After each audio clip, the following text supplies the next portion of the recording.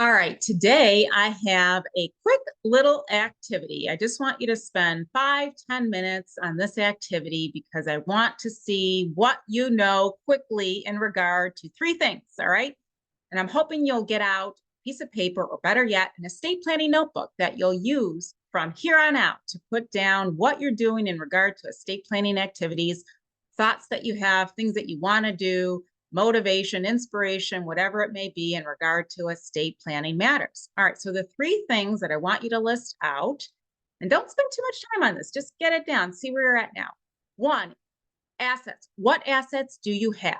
List them out one by one. And next to each asset, put the approximate value. And as well, put down how each asset is titled. All right, so each asset is listed. Each asset has an approximate value next to it. And next to that, you have how each asset is titled. From there, I want you to list out your debts. What debts do you owe? From credit card debts to mortgage to business loan, whatever it may be. List out those debts one by one, and next to each debt, put an approximate value. Now, the third is probably the trickiest, but it's in regard to potential unknown future liabilities. Just brainstorm here. Brainstorm.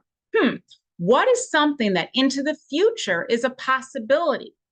And just let your thoughts go. Write it out, list it out, whatever it is that comes up. You're going to put down potential future unknown liabilities. And with those three things, we're going to pick it up on another video because we're starting to think about estate planning as a form of asset protection. No matter what type of estate planning you engage in, it has some asset protection component to it.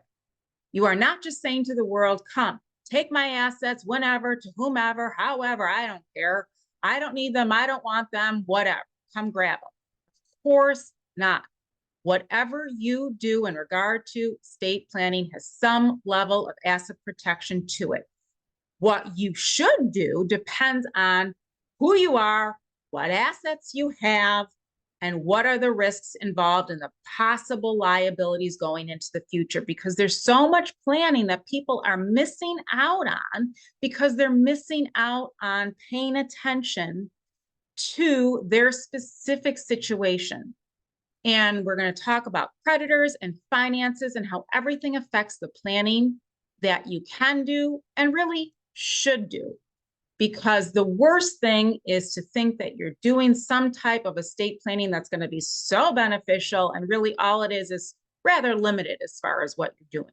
At least be open to knowing what you are engaging in as far as estate planning goes, but what else there could be that can be so more beneficial. All right. So again, get out a piece of paper, start with an estate planning notebook, make it be the place that you continue to put your notes and thoughts down and activities and actions that you're taking. Maybe, use something fun that's going to be helpful for you as far as a little motivation, inspiration goes, and we'll pick it up on another video. This is Ruth George with Ruth P. George Law, PLLC, Trust and Estate Attorney. This video, as with any video I do put out, is for educational purposes only. It does not establish an attorney-client relationship, and I look forward to seeing you on another video.